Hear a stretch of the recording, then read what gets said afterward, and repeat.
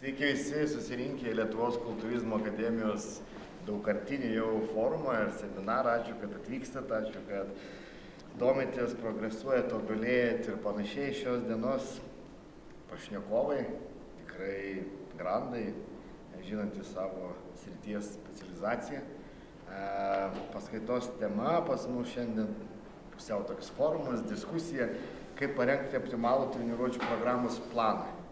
Kiekvienas tikrai dirbam su sportininkais, atletais, varžybiniais, mėgėjais, seniorais ir taip toliau ir darom tas sporto programas. Tai šios dienos temą gvildensim, kaip ją padaryti optimaliai, kokių sunkumų iškyla ir panašiai. Gal galite apie save šiek tiek prisistatyti publikai? Galiu ilgai, galiu trumpai. Tik trumpai. Trumpai taip.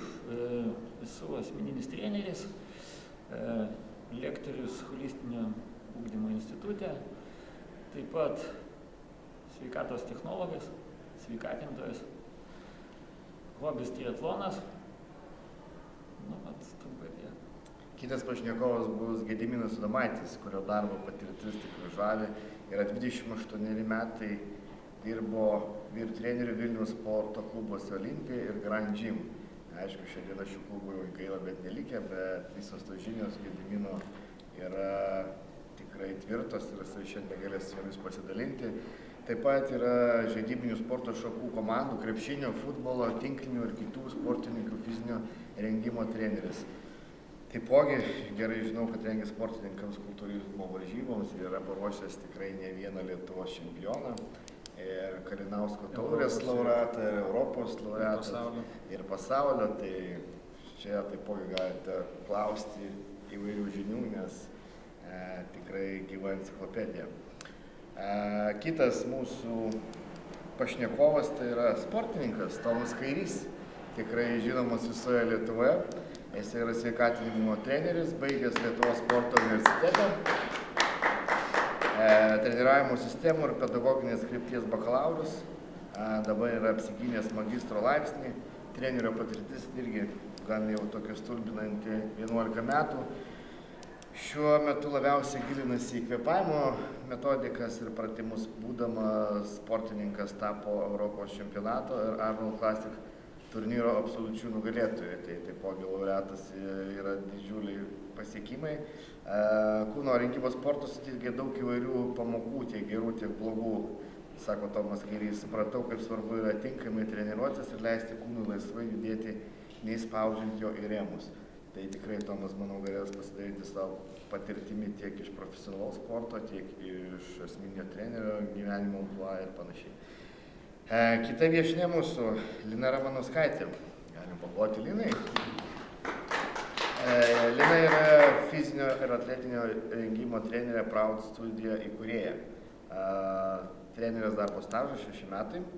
Šiuo metu kelia kvalifikaciją Lietuvos sporto universitete treniravimo sistemų atletinio rengimo studijose.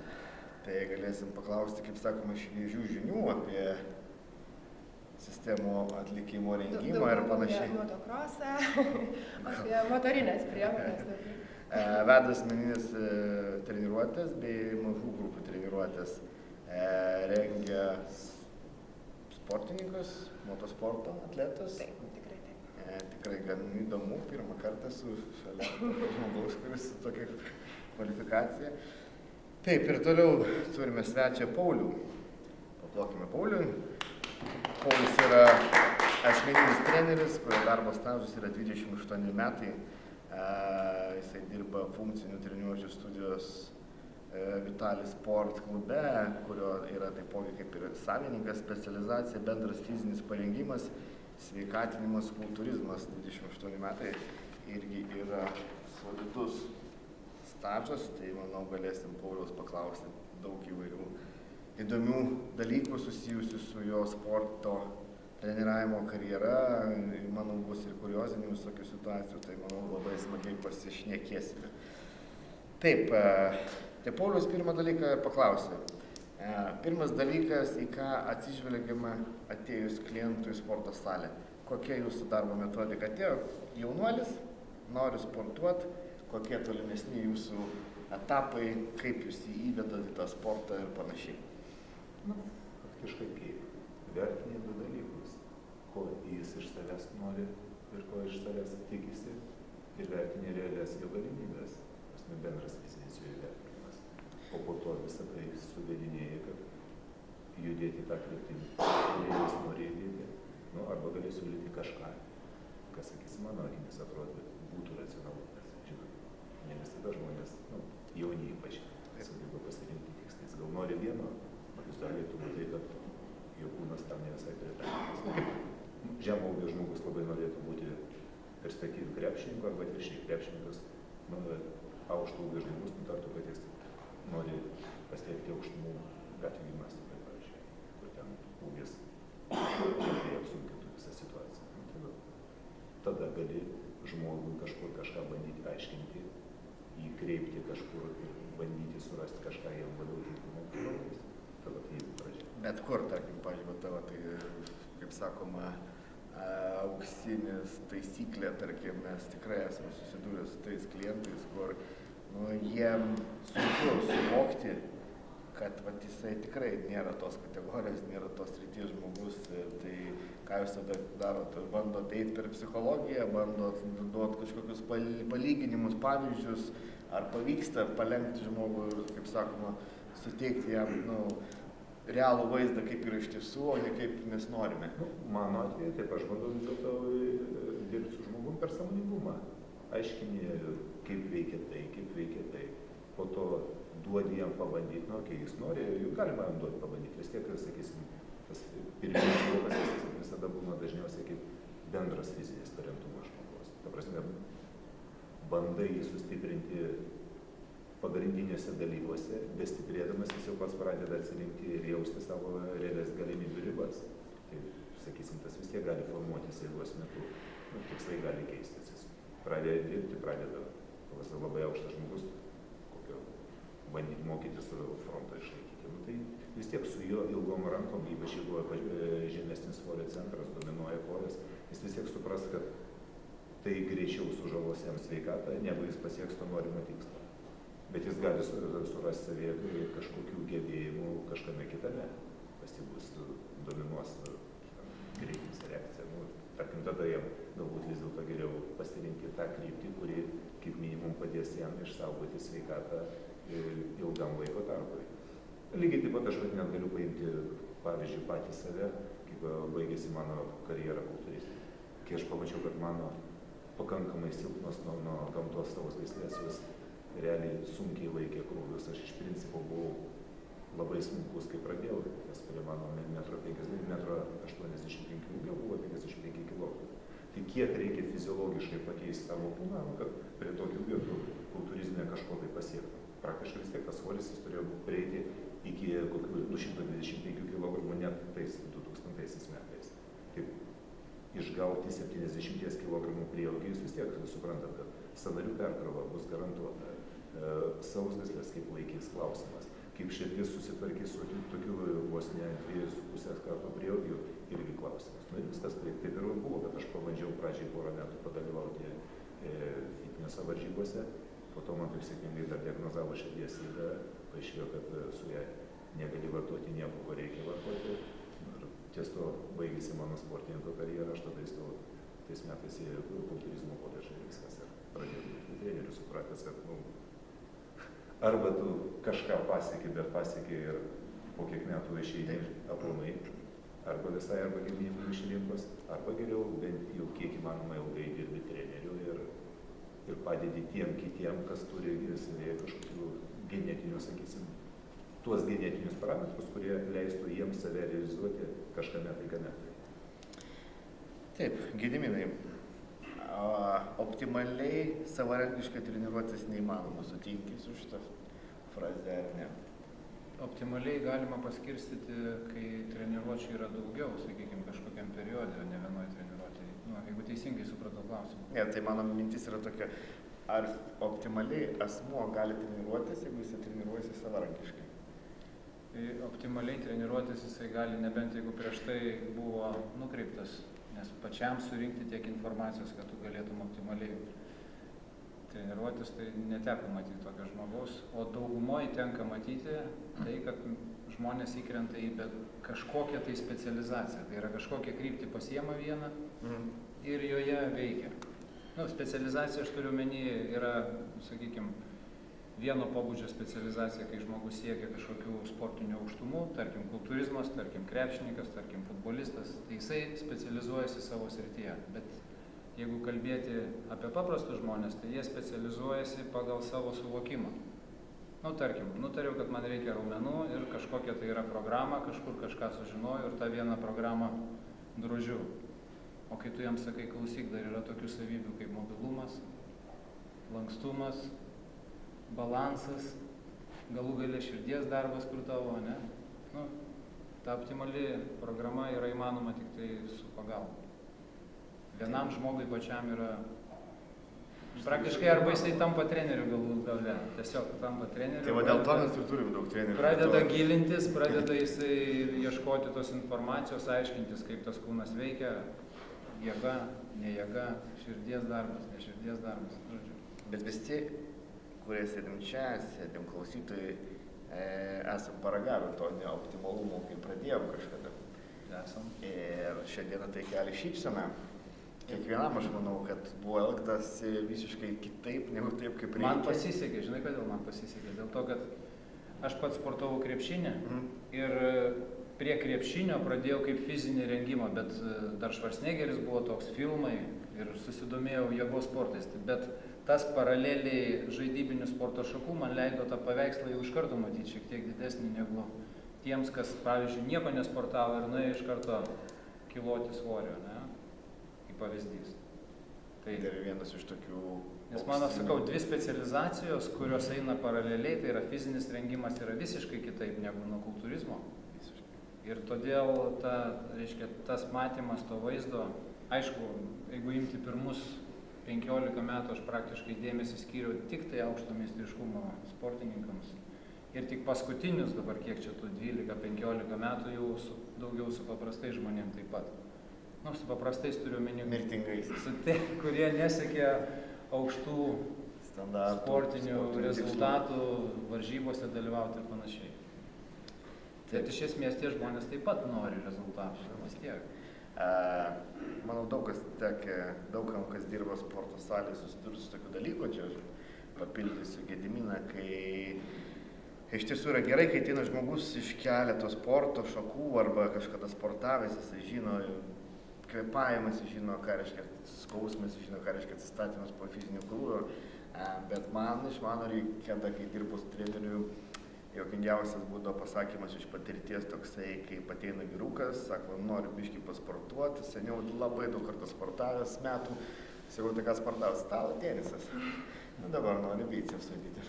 Tai va čia toksai iš juokingesnių variantų. Bet iš kitos pusės, kai žmogus buvo kažkokį kitą sportą sportavęs, jisai turi kartais netaisyklingą techniką ir kai ateina į kitą sporto šaką, taip, tada jisai jau atsiduria to trenerio pozicijoje, tai ganėtinai iš tikrųjų sunku būna perlaužti psichologiškai tą žmogų, kad ne taip, o taip reikia daryti. Taip, Lina, tai...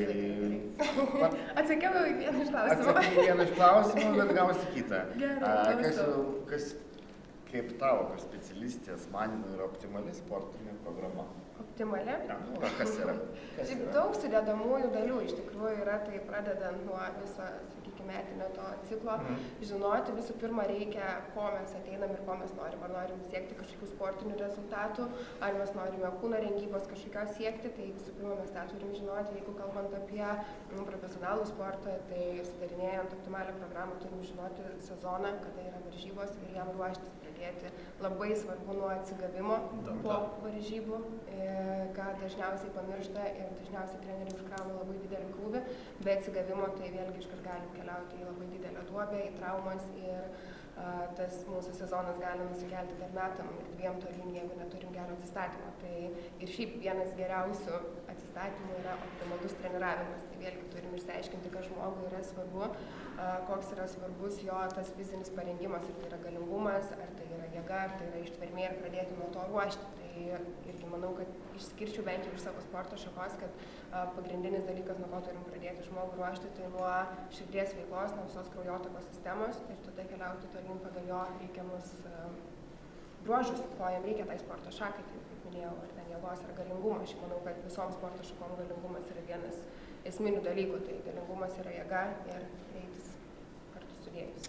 Tai paminėjai širdies darbą, kas tavo darbo metodikoje yra prijungiama, kad išnagrinėjama tas būtų širdies darbas, ar naudojat kažkokius monitorius, ar dirželius, ar darot dažnai kardiogramas, ar darot echoskopijas, ar vėl Voltumaksus, kokios metodikos? Voltumaksas labai geras ir labai dažnas naudojamas dalykas, bet dažniausiai būna laboratorijoje atliekamas, kad jis būtų tikslus, tai Voltumaksas tikrai tiksliai rodo.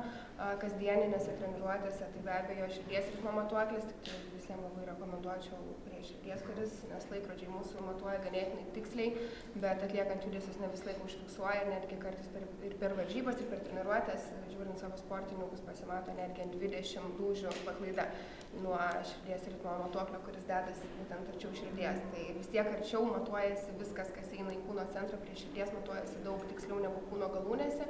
Vėlgi jisai dar vėliau ateina kraujas iki ten ir užfiksuoja, tai čia aišku smulkmenas tokias einant, bet pagrindiniai šitie dalykai, aišku, prisideda ir pagal Borg skalę, nežinau, kiek čia žinomčių yra atsigavimui, tai vėlgi tas suvokiamas nuovargis, suvokiamos pastangos, viskas tai pagal šitą irgi dažnai matuojam ir labai dažnai dar šiaip su pačiais sportininkais kalbamės, nes mes kaip treneriai matom, bet nejaučiam, o mūsų sportininkai jaučia, bet nemato, tai labai dažnai reikia kalbėtis ir rasti tą bendrą jo tiek nuovargį, tiek pasirašymą. Tai aš kaip suprantu, kiekvienas vedat kažkokius žurnalus. Be abejo, viską fiksuojam, turim tiek susidarę metinį planą, visą ir makrociklus, ir mikrociklus, viską, ką mes numatom ir prie to paties mes viską rašomės, ką mes darom, ką mes padarėm, nes kad jisai 100% atitiktų, nesu mačius, nežinau, daugiau patirties turi, gal jis matė tokį stebuklą, bet...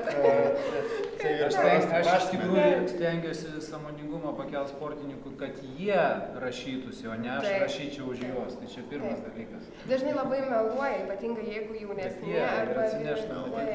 Nes jeigu paprašai, kad jie pasakytų, kaip jie jautėsi per treniruotę ir matėsi, kad jam tikrai buvo labai sunku, jis vis tiek tau pažymės, kad gerai jautėsi, tada tu jam dar didesnį krūvį duodi, jis toliau tau rašo, kad gerai ir po to jau, kai užvarai ant tiek, kad jisai jau vos išeina, tai jau tada pamatai, kai jis biškį melavo. Tai va čia tas ego liftingas turi būti paliktas už durų. Bet jisai jo visur yra.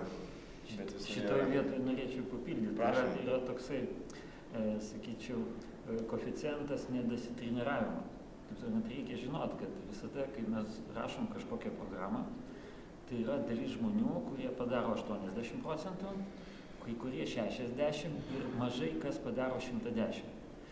Bet principė, va čia prasideda trenerio gabumas kaip psichologo, sukurti tokią programą, kad jisai padarytų apie 90-95. Todėl, kad žmogus taip sukurtas, kad jisai nori ten kažkur kažką pabėgti. Sakysim, triatlone sukurta tokia sistema, kaip įvertinti krūvį. Todėl, kad jeigu žiūrėsime tik tai pagal pulsą ir taip toliau, yra sudėtinga, pulsas priklauso nuo mūsų nuotaikos ir gali būti tiesiog dvi situacijos. Gera žinia, ateini į treniruotę, jėgų tiek ir tu tą pačią treniruotę, programą padarysi su kitais svoriais. Arba bėgsi ten didesnį atstumą. Atėjai prieš treniruotę paskambino ir pasakė, kad paradai ten kiek babkių, ten ar dar, bloga žinia. Pasimetė gatinas. Jo, nuotaika kita, reiškia, krūvis bus kitas. Tai kaip įvertinti? Reiškia, tai ten sugalvojo tokia labai senai tokia sistema, kad reiškia vertinama įtampa. Vat su kokia įtampa pagal Borgą, ten arba 10 arba 20 punktų ir laikas. Ir vat kokioj įtampoje tu buvai tam tikrą laiką. Ir principė tas rodiklis jau parodo, kokį krūvį gavo kūnas. Ir tada jau, taip sakant, kai eina grafikas, jau tada galima suprasti, kokiam strese buvo tas sportininkas ir kaip jisai tenai progresuoja, neprogresuoja ir taip toliau. Tai vat tiek norėjau papildyti. Gediminai dar, Lina kalbėjo apie atsigavimą po varžybų, bet kultūrizmo sferoje tai yra pats geriausias gazas, kada galima kažką priaugti. Beje, iš tikrųjų mes taikydavom šitą principą, tai yra labai daug sportininkų po varžybų tiesiog nueina nuo režimo ir užkala taip normaliai maisto, bet patinsta per savaitę 10 kg ir daugiau, visaip ten yra. Netgi per 2 dienas gali taip ištinti, taip vadinamai. Bet mes taikydavom principą, kai duodavom iš principo daugiau maisto, bet gero maisto po varžybų, reiškia, kad atsigautų organizmas, bet neprivalgom nesąmonę. Ir tada yra, reiškia, treniruočių režimas šiek tiek mažesnio, reiškia, dažnio, turiu omeny. Krūvis yra panašus, bet dažnio mažesnio. Reiškia, jeigu treniruočių, tarkim, artėjant varžybom kitą kartą būdavo, kaip pavyzdys 4+1, 4 treniruotės, 1 laisva. Čia, sakykime, lempinis variantas. Nes konkretaus kitą kartą būdavo, pavyzdžiui, 2+1, pas kitą 5+1 ir taip toliau. Tai po varžybų mes darydavom tą superkompensaciją per treniruotės ir sportuodavo kas 2 dieną. Reiškia, treniruotės neturėdavo susiliesti. Vieną dieną sportuoju, kitą laisvą, vieną dieną sportuoju, kitą laisvą ir sukame išplėstinį splitą. O tokiu principu. Iš tikrųjų, didžiuliai rezultatai. Pasiekdavom didžiulius rezultatus, nes organizmo biochemija visa yra kaip tik tuo metu pati tinkamiausia priaugti kokybiškų raumenų, jeigu kalbėt apie varžybinius atletus. Taip, noriu pakalbinti Tomą. Taip, beje, mes su Alina laimėjom tada ir Europą, ir pasaulį, nes kaip žinia, varžybos vyksta pavasarį ir Europą, pasaulis yra rudenį, tai laimėjo jinai ir Europą, ir pasaulį tais pačiais metais. Taip, klausimas Tomui.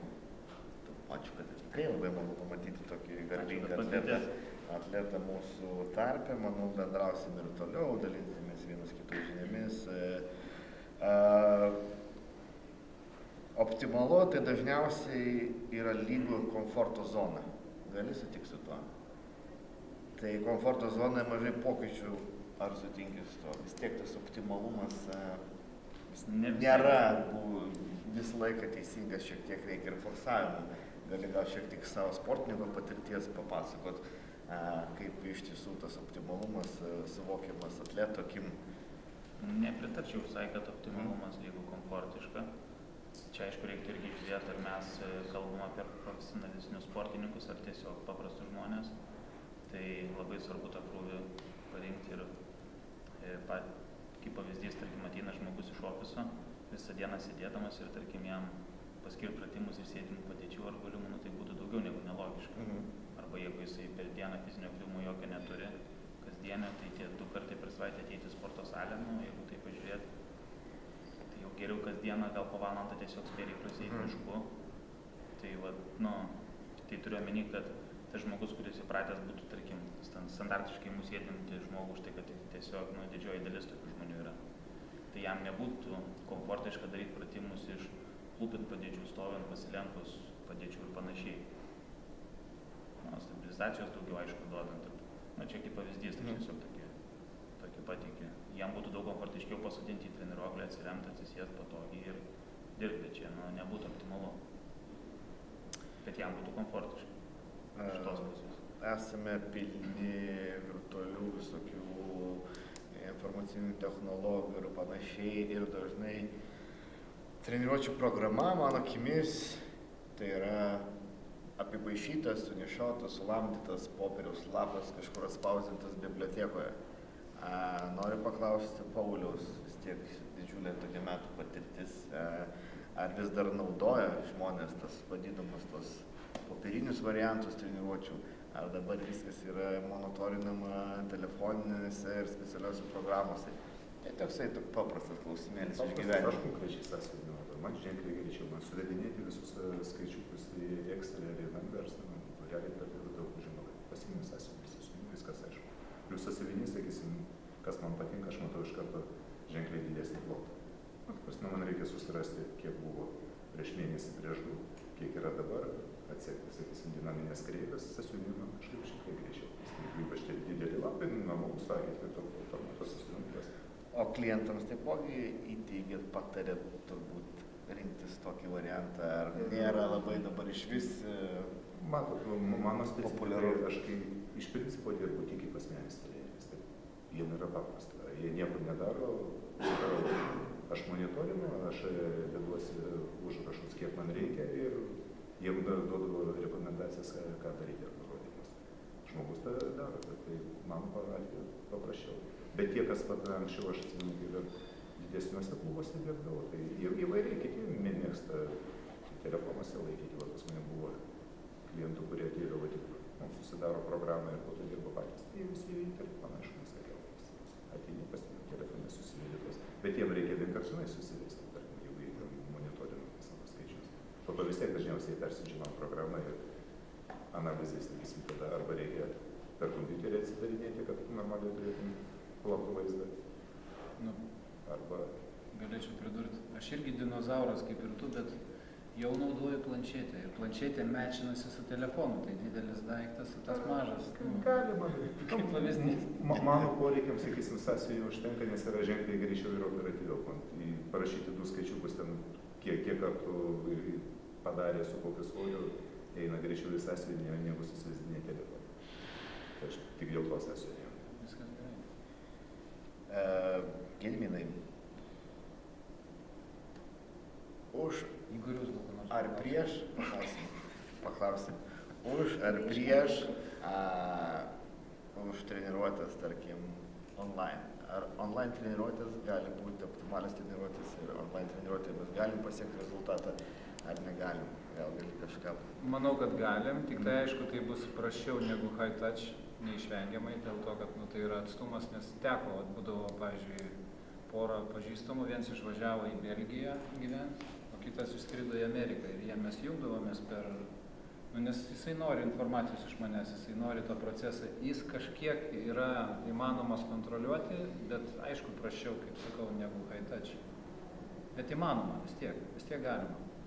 Čia matyt priklausys nuo žmogaus imlumo, nuo jo praktikos, nuo jo poreikių. Nes jeigu žmogus, Beje, netgi labai įdomu yra, pavyzdžiui, kai buvo, sakykime, čia uždaryti, mes buvome visi, buvo labai daug online treniruočių. Ir kitą kartą, kai tu žiūri į tą mažą ekranėlį ir matai žmogų, kaip jisai kažką daro, tu nėra tokio, kad iš vis kažką bendrauji, viskas apie treniruotės. Labai, tiesą sakant, netgi būdavo kokybiškai šituo klausimu. Bet aišku, žmonėms norisi to betarpiško bendravimo ir tai yra normalu. Tai aišku, tie, kurie turi galimybės turėti tiesioginį ryšį su treneriu, jie turės geresnius rezultatus. Bet yra tokių, kurie turėjo, pavyzdžiui, turėjo ryšį, turėjom mes treniruotės kartu ir jisai pasidarė online. Taip irgi yra įmanoma ir pakankamai gerai veikia. Tomai, ar pats taikai savo darbo praktikoje online treniruotės? Ne, aš dirbu tik tai gyvai su žmonėm. Nes iš tikrųjų nemėgstu turbūt visiškai šito. Bet nesu kategoriškai tikrai prieš. Aš tokios nuomonės, kad jeigu, tarkim, tu žmogų tikrai gerai pažįsti, ilgai jau jį treniruoji, jisai tavo metodikas žino, tai tu tikrai gali tęsti tą darbą nuotoliniu būdu. Aišku, ne taip gal kokybiškai, bet tikrai gali. Bet jeigu, tarkim, naujas žmogus atėjęs, kurio tai iš vis nei matęs, nei lietęs, net nematai nei jų eisenos, nei stovėsenos, nei to pačio kvėpavimo, kaip jisai visiškai jokių parametrų neturi, tai ten tas ūgis, svoris, apimtis, kaip pavyzdys. Tokie labai niekini rezultatai, kad kažką optimaliai būtų galima daryti, mano nuomonė. Tai kategoriškai nesakau, kad ne, bet pats netaikau, pats gyvai. Tai galimybės būtų, kur vyks tos online treniruotės, ar žmogus sportuos namuose, turėdamas vieną kilimėlį, 2 gerutės ir porą ranteliukų, ar jis ateis į salę, kuri prifarširuota faktiškai visko, ko reikia. Nes, sakysim, galbūt jogos kokius užsiėmimus ten, pilates, kur ten kilimėlis reikalingas, tokias treniruotės, aerobikos ten su kūno svoriu, kai matai trenerį per ekraną ir kartoji kažką, bet jeigu, tarkim, koks funkcinis paruošimas, fizinis, kur reikia ir to. Jūs ar sutiktumėte su tokiu teiginiu, kad tos online treniruotės labiau yra sėkmingesnės su tai žmonėms, kurie turi kažkokį treniravimosi patirtį, nes online patreniruoti asmenį, kuris tik ką tik užsiregistravo pas tave pirmus 3 kartus liečia svarmenį, tai aš manau, kad niekam ten netikusi ta treniruotė. Aš galvoju, kad online treniruotės jos yra sėkmingos, kada yra tam tikras startas. Taip sakant, startas pradžia turi būti būtinai su mokytoju, su treneriu, kuris parodys bazinius judesius, kontroliuos ir žmogus išmoks teisingai judėti. Kol tos mokyklos nėra, visos online treniruotės bus tik tai žalingos. Kadangi nėra kontrolės, per atstumą labai sudėtinga iš įvairių pusių pamatyti ir tiksliai nustatyti, kur yra kokios klaidos, kaip žmogus juda. Kai yra va šita bazė, tada po truputį galima pereiti prie tam tikrų online treniruočių. Ir tai dar priklauso nuo sporto šakos. Jeigu ten yra sudėtingi judesiai, tai iš viso negali būti. Jeigu yra, sakysim, sporto šakos, tos vadinamos cikliškos, tai ten labai paprasta. Aš sakyčiau iš savo patirties, kai ruošiausi Ironmanui, pas mane buvo 2 treneriai, vienas buvo Amerikoje, tai mes susirašydavom ir viskas. Aš jam atsiunčiu kreivės, kokie buvo rezultatai, širdies darbo parametrai ir taip toliau, gaudavau korekcijas, pats žinodavau, ką daryti ir viskas. Bet kai yra bazė ir žinai, kaip reikia judėti, o jeigu to nėra, tai bus totaliai klaidos, o tos klaidos tai yra traumos. O traumos tai yra ne tik tai forma atgal, bet galbūt ir kryžius visai sporto šakai. Visam tam. Dėkui už komentarą. Lina,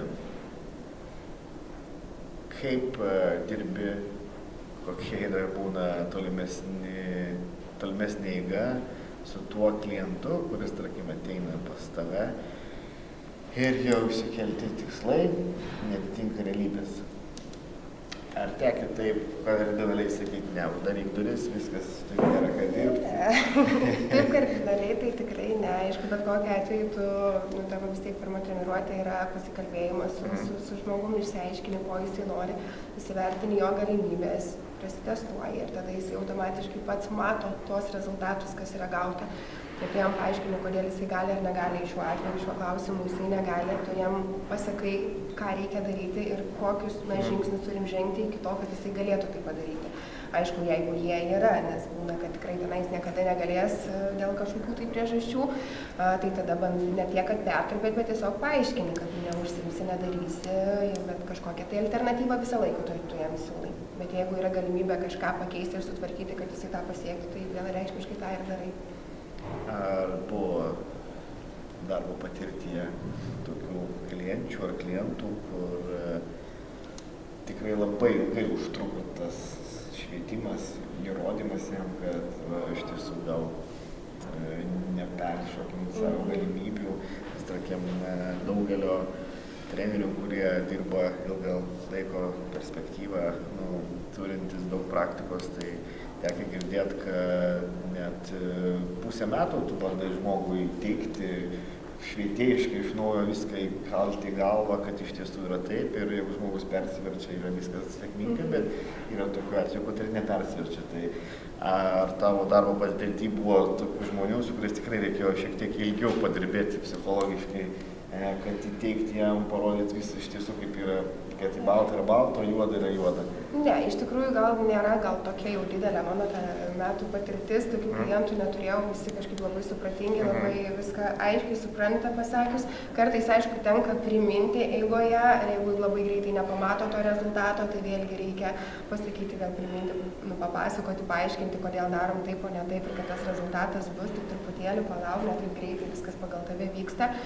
Ir dažnai, jeigu dar nesupranta, jeigu, tarkim, kaip sakoma, tą paprastus mirtinguosius skamba einant, tai būna, kad visą laiką, jeigu mes norim progresą, sunkinam treniruotės ir jiem visą laiką sunku, ir jie nesupranta, kada bus lengviau. Tai kada bus lengviau, jau pradeda, atrodo, jie pameta tą motyvaciją ir tada tu jiem duodi pačią pirmą treniruotę ir jie net nesušyla ir tada, tai aš tobulėju, tada jau pamato. Tai iš tikrųjų, jeigu žodžiais jie nesupranta, tada veiksmais parodant labai greit jiems viskas susidėlioja. Veiksmais ir kažkaip. Ne, veiksmais, tai smurtu neužsiemu. Taip, Gediminai, Dar į kiek... tą patį klausimą, kur tenais, kaip mano atveju, pavyzdžiui, tekdavo, kai sportininkas ruošiasi varžybą, man atvirkščiai tekdavo instaliuoti į tą čempiono geną. Atvirkščiai. Ta prasme, jisai kaip tik negalvoja, kad aš čia dabar laimėsiu. Nu, tarkim, pavyzdys. Mes su Alina pirmose varžybose Europą užėmėm 9 vietą, nors aš jai sakiau, kad tu laimėsi. Tai jos pastanga buvo vis tiek didesnė, negu jinai būtų galvojus, nu, aš išeisiu maždaug pirmą kartą dalyvauju, nu tai tiesiog pirmą kartą, ne? Ne, aš sakau, tu laimėsi. Ir sekančiais metais aš vėl jai sakau, tu laimėsi ir jinai užėmė 5 vietą, kaip ir treneris ką, jisai čia meluoja ar ką, bet aš instaliavau, po truputį vis stūmiau į priekį tą jos norą. Jinai kaip ir pati turbūt, nu, tikėjosi, kad jinai laimės, bet pati garsiai nesakydavo to. Tai va. Ir tada ilgainiui, va, žiūrėkite, jeigu tai paim 9 vietą, 5, ir tada veteranai, ir tada 1 vieta, reiškia per 4 kartus, iš esmės. Tai 4 kartai, tai čia bus 4 metai minimum. Ir reiškia, tuo metu, kai žmogus ruošiasi, jisgi galvoja, čia treneris man sako, aš laimėsiu pats 9 vietą. Treneris man sako, kad laimėsiu pats 5. Tai tu vis tiek, nu, čia ne vienos dienos, kai dabar pasakoju, tai čia mes per 30 sekundžių pakalbėjome, o ten yra 4 metai, 5 metai. Gyvenimo dalies, jo, tai va. Tai man tekdavo atvirkščiai daryti. Aš kiekvieną kartą, jeigu matau sportininką, aš sakau, tu laimėsi. Reiškia, lygiai tas pats buvo kitas sportininkas, Tadas Blažys, irgi jisai atėjo, oi, norėčiau sudalyvauti. Nu, jeigu kas žino Tadą, tai jis žino, ne? Tai va. Tai aš jam iškart sakau, tu laimėsi varžybas, tu būsi čempionu. Nu kaip būsiu aš čempionas? Nu va taip. Tai jeigu iš tos pusės apie galimybės. Tai reiškia, jis pats neįvertina, jis atrodo jam pačiam, kad jisai negali laimėti. Jam čia, wow, kaip čia jie tokie stambus, visi dideli, kaip aš čia laimėsiu, aš čia toks, nu, žodžiu. Ir dabar aš irgi 12 metų berniuką, kur ne motokrosui, kartingam ruošiu, kaip tik išvažiavo dabar į varžybas ir per treniruotės ypatingai ištvermę lavinau. Ir jis jau viską, sako, nebegaliu. Aš sakau, tai o tu per varžybas irgi sakau, nebesakai, kad nebegali, sako, jo. Sakau, ne taip reikia galvoti. Ir gal nu kokį gerą pusmetį jau negirdėjau iš jo jokio nebegaliu ir eina ir tie rezultatai tobulėja, tai va įdomu, kaip dabar seksis, bet... Aišku, treniruotės tai neina va-bank, treniruotės yra tendencingai tvarkingas, nu, turiu menį, nelaužim taip, kad traumas ar panašiai. Taip, be abejo. Tam ir yra optimali programa. Taip, Pauliau, kiek vidutiniškai užtrunka jūsų darbas su klientu? Treniruotės trukmė. Kokia? Jeigu sumą sumarom su apšilimo atvėsimo treniruotė iki valandos. Iki valandos. Realiai. Tomai, pas jūs? Irgi lygiai taip pat. Iki valandos. Iki valandos. Igoris? Net ir pats, va, kaip treniruojas, kaip pavyzdžiui, stengiuosi akademinę valandą sutilpti, visą treniruotę padaryti. Okay. 40-50 minučių, tai lygiai taip pat ir su klientais. Pas mane truputėlį skirtingai, reiškia, gali būti nuo 40 minučių iki 3 valandų. Bet 3 valandos tai nereiškia, kad bus labai didelis intensyvumas. Tada intensyvumas kažkur tai 70%, tai antroje aerobinėje zonoje. Tai ten jau prasideda visai kito pobūdžio treniravimas. Tai yra kūno efektyvumas. Kai kūnas pratinasi efektyviai dirbti, taupiai viską naudoti. Tai čia tokios kito pobūdžio treniruotės. Jos gali būti ilgesnės. Nu, nes reikia, jeigu iki Kauno nubėgo, reikia grįžti į Vilnių. Jo. Jūsų Lina? Taip pat prie ištvermės sportų iš tikrųjų prisideda, kad šiek tiek ilgesnės treniruotės trunka, tai dažniausiai vis tiek į valandą telpam, bet būna, kad ir iki 90 minučių trunka. Gediminai? Netelpu niekada į valandą, net jeigu žmogus yra pradžiamokslis, dėl to, kad su juo, tarkim, mankšta užtrunka ilgiau, vien nes, nu, motorika, judesiai, ta prasme, intensyvumas daug menkesnis pas pradedantį žmogų, bet aš telpu į 70-80 minučių iki 90 minučių su visko pradedant, jeigu treniruotės sandara, tarkim, kūno temperatūros pakelimas, dinaminė mankšta, pati treniruotės dalis, tempimo pratimai gale, atsipalaidavimas, tai sakau, yra 80 minučių, minimum 70 minučių, niekaip į valandą netelpu, kiek kartų bandžiau be šansų. Man asmeniškai. Bet turiu omenyje čia tiesiog klientą ar žmogų, kuris jau profesionaliai. Tiesiog neturi reikšmės. Su profesionalu jau yra konkreti kažkokia treniruotė, jinai irgi paprastai trunka, jeigu su viskuo, su mankštom visom ir tempimo pratimais vis tiek tarp 80-90 minučių. Taip, tai Nors pagrindinė treniruotės dalis 45-50 minučių, neilgiau. Nu, pagrindinė. Pats darbas. Pats darbas, jau. Bet visa kitas. Žinau, kad dirbi daug su ištvermės sporto atstovais, krepšinį, futbolas. Palyginkime, tarkim, pavyzdžiui, individualią treniruotę krepšininko ar individualią treniruotę kultūristo. Kas daugiau laiko skiria treniruotei?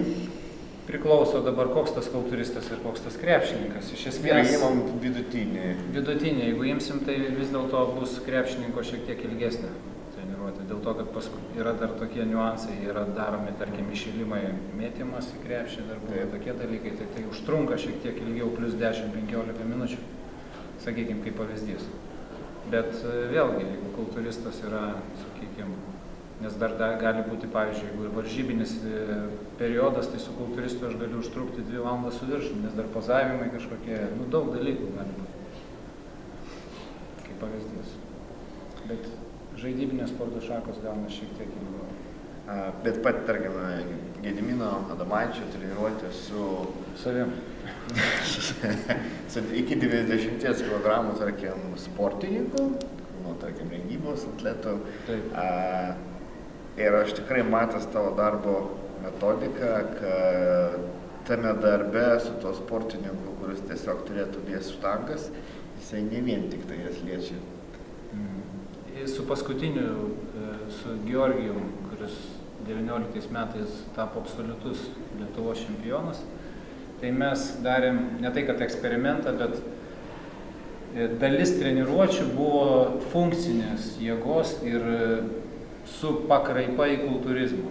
Aš su tą buvau netgi su Kairaičiu aptaręs ir jam jisai net akis išsprogdino, jam taip įdomu buvo, kaip čia taip, sako, jūs kultūrizmui ruošitės ir funkciniai pratimai, taip. Bet mes darėm išplėstinės treniruotės. Ką reiškia išplėstinės? Tai reiškia, tarkim, yra splitas, visas kūnas dalintas į 4 dalis, kaip pavyzdys, ne? Ir yra jėgos treniruotės įprastos, tarkim, viskas laisvai svoris. Vienas splitas. Antras splitas eina toks pat toliau, raumenų grupių suskirstimas tas pats, bet tarkim, kitam splitė jau mašinų šiek tiek daugiau pačiam, reiškia. Ir trečias splitas, tai gaunasi, kur vien tik funkciniai jėgos pratimai. Bet pagal raumenų grupės tas pačias, kaip yra suskirstyta pagal treniruočių dienas. Tai mes gauname ką? 4 treniruotės skirtingas, dar 4, 8, reiškia 12 skirtingų treniruočių, kurios sukasi, sakykime, ratu ir dar yra progresija. Tokiu atveju nėra tokio pripratimo prie to vienodo krūvio, yra įvairiapusiškai ir plus, sakykime, funkciniuose pratimuose jam gaunasi, kad raumenų grandinės dirba stipriai labai. Kitaip sakant, yra akordiniai judesiai nuolatos, nors yra, tarkim, dirbanti raumenų grupė, kaip pavyzdys, keturgalvis, bet jisai, kad išlaikyti padėtis, jam dirba visas kūnas tuo pačiu. Tai tarp raumeninė koordinacija, jėgos koordinacija kyla ženkliai palyginus, tarkim, jeigu mašinom sėdėt vien daryti, ne? Nes mašinos apskritai, aš sakyčiau, net nereikia kažkokio didelio pasiruošimo, kad tu galėtum su mašinom dirbti. Nes realus pasiruošimas yra tada, kai tu moki daryti visus, sakykime, techniškai bazinius pratimus, kur reikalauja stovėsenų, reikalauja išlaikymų, reikalauja judesio, plus dar išlaikymų, žodžiu. Tai vat, Bet ar sutinki su tuo, kad ne kiekvienam atletui yra tokia metodika, čia turėtų būti? Aš pritaikyčiau kiekvienam, jo, tik tai būtų niuansai pagal žmogų jau šiek tiek. Skirtusi automatiškai, nes, sakykime, vienas yra labiau koordinuotas, imlesnis, tai jam gal būtų tų dalykų mažiau. Bet aš skatinčiau jį tapti, kitaip sakant, kad jo ta abėcėlė arba jo tas žodynas turiu omeny, pratimų, ką jisai skalė, ką jisai gali daryti, kad būtų kuo didesnė. Nes tada yra didesnis galimybės pasirinkti pratimus, sekas ir raumenų grupės treniruojasi visai kitaip. Tarkim, jeigu pasižiūrėti, jisai ten varžybose nesvėrė kažkiek ten daug, gal buvo 106 kg ant scenos ir šalia stovėjo 112, 114, nieko jie tenai negali. Pamenu, kaip šiandien puikiai. nieko ten neatrodė nei didesni, nei nieko. Tai va, tai didesni raumenys ir taip toliau. Daug niuansų. Tai reiškia, Gedimino Adomaičio treniruočių metodikoje yra ir laisvi svoriai, ir gumos, ir funkciniai, ir kilimėlis, ir kamuolys, viskas viename, dedam universalumą. Ne visai taip. Ne? Ne, mano treniruotės yra konceptualios, tai reiškia, jeigu šiandien pas mus yra jėga su svoriais štangos svarmenis, tai nebus košės malošės, kad čia mes padarėm su štangą ir einam ten ant kilimėlio, gulom kažką, tokių nebus. Bus konceptualiai. Konceptualiai tai reiškia, šiandien pas mus štangų diena, šiandien pas mus funkcinių pratimų diena ir taip toliau. Bet raumenų grupės pagal paskirstimą, nu nežinau, čia gal nelabai aišku, čia taip ore gal mėtų, kaip sakyti, jeigu praktikui pamėgint procesą pasimatytų realiai. Nes yra kai kurių funkcinių pratimų, kurie realiai sunkus. Konkrečiai ir apkrauna stipriai raumenis. Ta prasme, gerokai. Taip, Tomai, klausimas tau. Kadangi minėjai, kad treniruotė su klientu pas tave užtrunka kažkur apie valandą, daugiau dirbi su pažengusiais ar daugiau su tokiais naujokais? Pažengusiais ar naujokais tai daugiau ar... Kurie, tarkim, turi šiek tiek didesnį treniravimo sąstatų, tarkim, pavyzdžiui, jis nieko nesiekia, jis yra mėgėjas, bet sportuoja 2 metus. Tai visokių žmonių, bet šiaip pas mane daug klientų yra reguliariai jau daug metų treniruoja.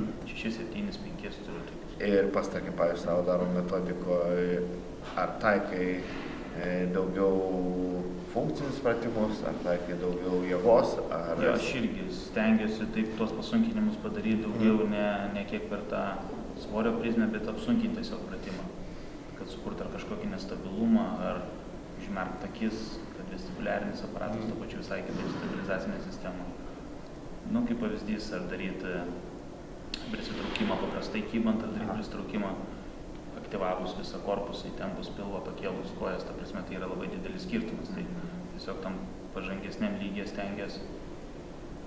Ir, tarkim, klientai, ar imliai į tai progresuoja, reaguoja, ar yra tokių žmonių, kad taip tavo patirtie, kad su kuriais tikrai sunkiai sekasi? Jo, šiaip yra imliai ir patinka, kaip tik, kad patinka tas jiem tada įdomiau, nes tokia stagnacija, kad daryti visą laiką ten tos pačius 5-6 pratimus, kiekvieną pirmadienį tie patys, vėl man ir žmonėm nelabai įdomu, ir kūnui nelabai naudinga iš esmės.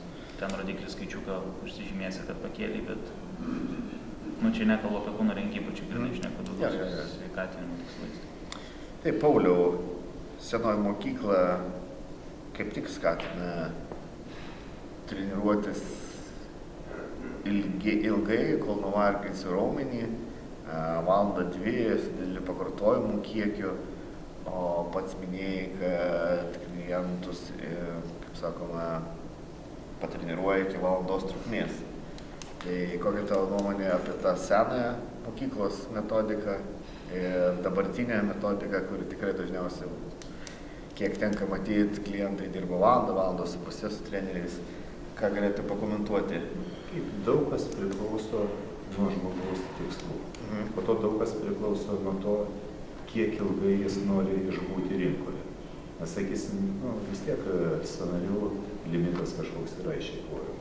Jeigu daryti tokias labai ilgas treniruotės, vis tiek žmogus nudėvės save anksčiau laiko. Aš sakyčiau, kad mano nuomonė optimalu yra gilinti tas neuromuskulinius ryšius, gilinti koncentraciją ir mokyti žmogų išsikrauti kokybiškiau, trumpinti jau geriau tarpus tarp pratimų, palaikyti tą efektyvią treniruotės dalį. Nes mano sūnus, man pavyzdys buvo, ateina iš Džimpliuso kažkurio. Tėtė, pas mus aplinkui visi sportuoja apie 4 valandų, mažiau sportuoti neįmanoma. Tai sakau, paskaičiuokim, kiek tu iš to laiko prakalbė, kiek tu iš to laiko dirbi naudingai. Ta prasme, realiai, jeigu imti tą treniruotės faktinį tankumą, darbinį laiką ir poilsio laiką, pas juos vis tiek gaunasi, kad jie sportuoja 15-20 minučių ir po to labai daug kalbų ir vaikščiojimo. Žinai, prie suoliuko vis tiek tenka stovėti, 5-6 žmonės dirba. Su kokia prasme į tokį klubą? 5-6 žmonės dirbant vieną suoliuką, tu prarandi tempą, tu prarandi taimininką, viską. Sakau, vaikščiau pas mane į studiją, kur tu dirbi vienas, kur tu konkrečiai gali dirbti su taimeriu, su laiku, pasistatyti poilsio tarpus, kiek tau reikia, pasistatyti apkrovos laiko tarpus, kiek tau reikia, suspausdinėti treniruotės tankumą, keisti santykius tarp poilsio apkrovos periodų. Ta prasme, dirbti kokybiškai, bet tais laikais nieko to nebuvo, to labiau. Jie ir dirbo, kaip jie dirbo, išsieikvojimo pusę ir tiko ne visiems. Vat Seržinį Brėjų paimti, pasidė iš viso tas labai didelio pakartojimo buvo treniruotas. Bet tai tiko jam asmeniškai, nes jis vis tiek buvo nevroivirasis, pas jį dominavo tam tikro tipo raumeninės skaidulas, jis galėjo to toleruoti. Net tas pas Arnoldas, jis irgi pakankamai gerai toleravo, bet jeigu prieš pastatyti jam tuos trumpųjų treniruočių, sakysim, atstovus. Jensė, kas labai populiarino. Jacas tas pats, kur atsirado. Visai kito tankumo treniruotės, visai kitos apkrovos centriniai nervų sistemai. Aš net negaliu pasakyti, kad, sakysim, yra viena unikali metodika tinkanti visiems, nes tą treniruočių parinkimo, sakysim, principą vis tiek nulems labai daug faktorių. Koks pas žmogus skeletas, kokio atsparumo jo sausgyslės. Jeigu jis sausgyslės trumpas, raumuo ilgas, jis gali vienaip toleruoti krūvius. Jeigu sausgyslės labai ilgas, raumuo trumpas, jis turi mažai motorinių vienetų, vėlgi jis kitaip toleruos krūvį. Jam tada galbūt saugiau bus eiti per pakartojimo apimties didinimą tam, kad nenudėvėti tų sausgyslų anksčiau laiko. Tai taip apibrėžti, kad daryti taip ir ne kitaip būtų sunku. Aš sakyčiau, vis tiek reikėtų imti konkretų asmenį, jį analizuoti, žiūrėti jo visą anatomiją, jo fiziologinius kažkokius parametrus, jo banaliai skaidulų, sakysim, santykius, ką žmogus gali. Aš jau kalbu daugiau apie profesionalų, nes jeigu kalbėti apie mėgėją žmogų, tai ten iš viso visiškai kiti parametrai veikia. Ten tikslas žmogaus ateiti kažkiek pasimankštinti, sukurti kažkokį tai fizinį krūvį, tam, kad kompensuoti kažkokį tai judesio trūkumą kasdieniai būti, tam, kad jis galėtų pakankamai kokybiškai nugyventi savo gyvenimą, kurio poreikiai yra, pavyzdžiui, sugebėti pakeliauti, keliavimo metu sugebėti ten ar kažkiek pavaikščioti po kalnus, ar pasivaikščioti po miestą, kažkiek sugebėti kažką saugiai pakelti, kad negauti traumos kelimo metu. Tai tada, jeigu iš šitos pusės žiūrėti, bus visiškai kiti parametrai. Žmogus dirbs tose ribose, kad paremtų save fiziškai iki to lygio, kuris jam sukurtų saugumo jo kasdienėje būtyje. Ir ties to galima apsiriboti ir tada tos treniruotės jis visiškai kitą tampumą turės, kitas apkrovas. Bet tai jam leis išbūti funkcionaliu pakankamai ilgai. Bet, pavyzdžiui, aš kiek atsimenu, analizavau profesionalius sportininkus. Višnievskis toks Aleksandras buvo, turėtume žinoti dar iš to. Ir atsimenu, man kaip kažkada pasakė, žinai, Višnė daro nugaros trauką pasilenkus nedaugiau 70 kg. Koks jis silpnas. Bet jis išbuvo rinkoje kiek laiko, jis ten vos ne 30 metų dalyvavo varžybose, Olegą tą patį paėmė.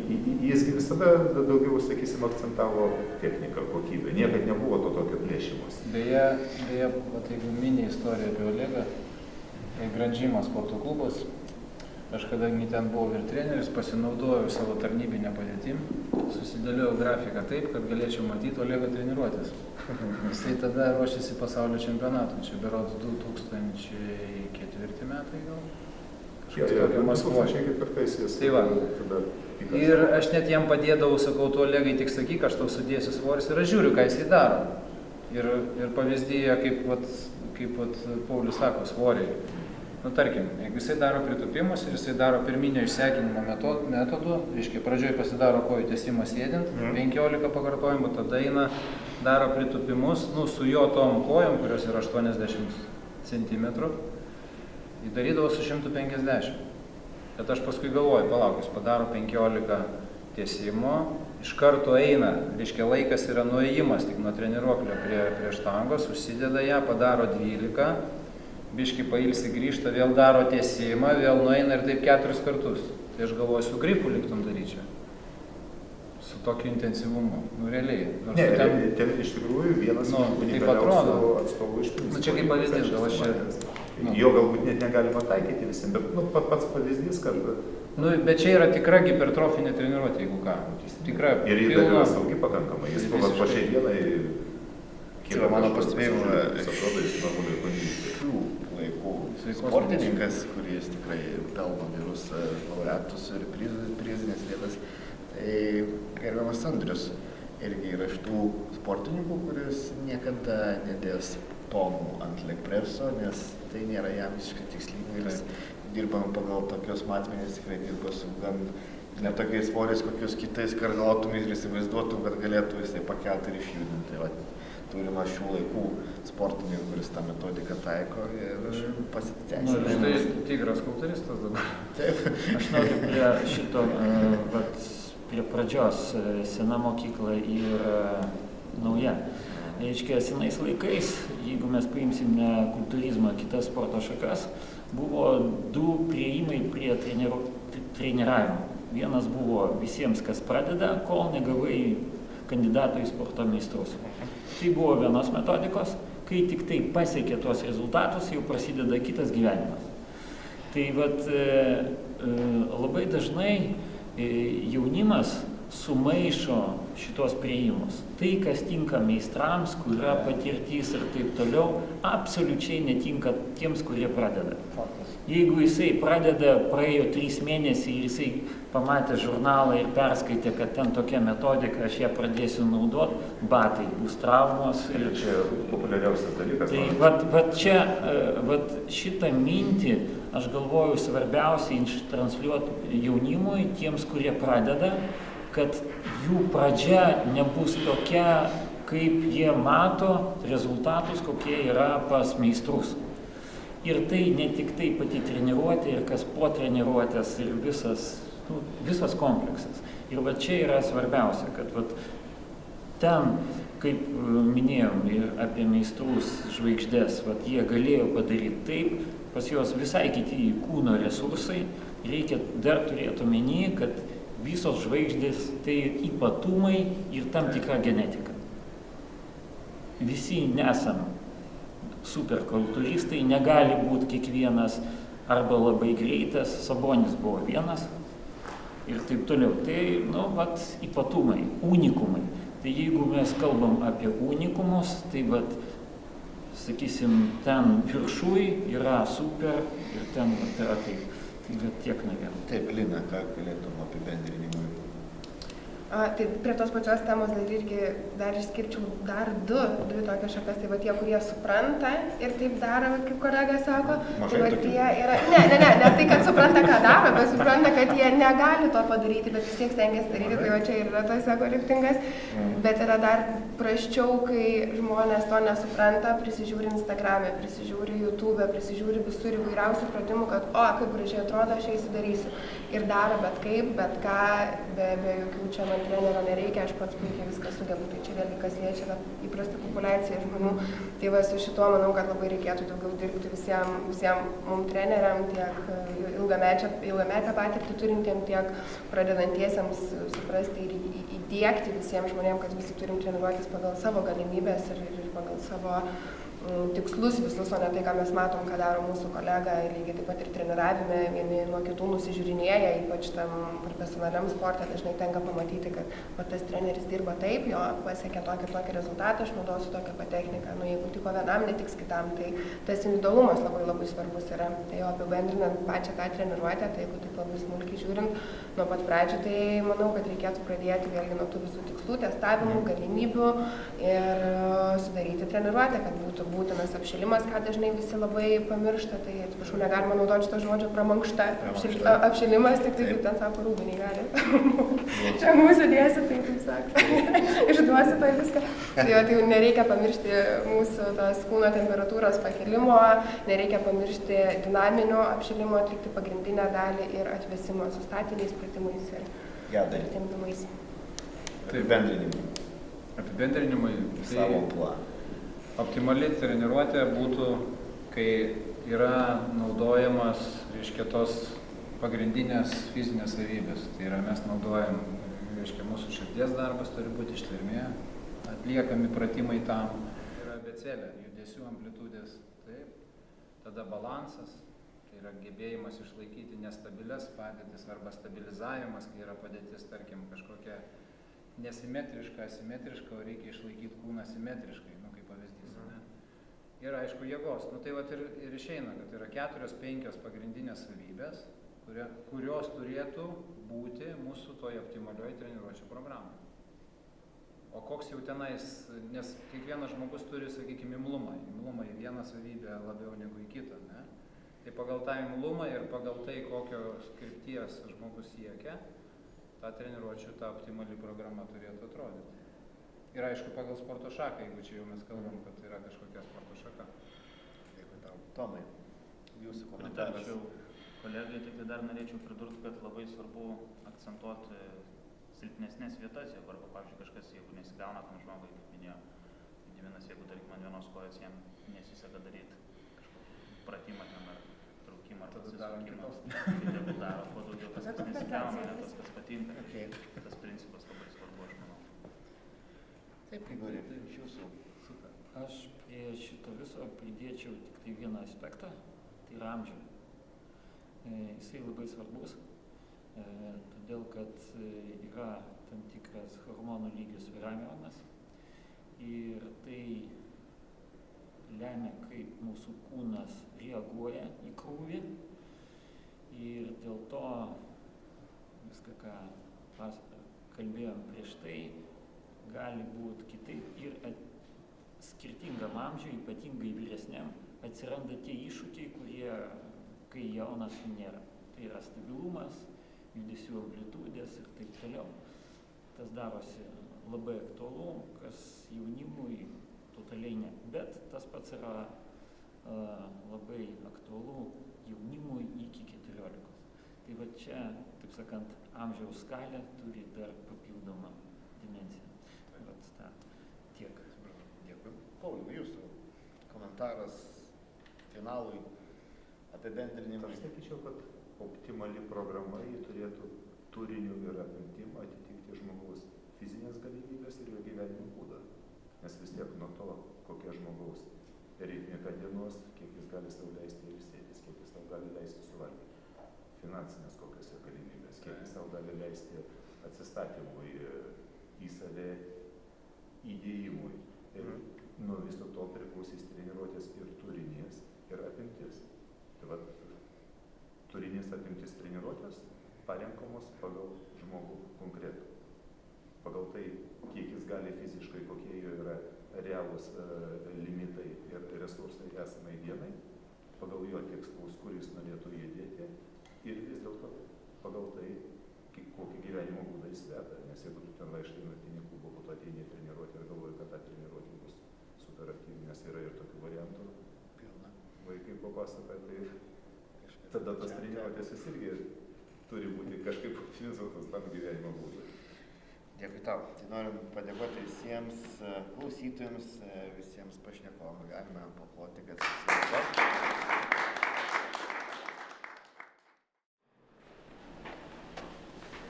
Iš karto jau taip. Nu, pasakykit, sėst. Nu, tai... Ja. Sveiki visi susirinkę į Lietuvą. Šalia manęs kviečiam ir sėdi jau Igoris, bet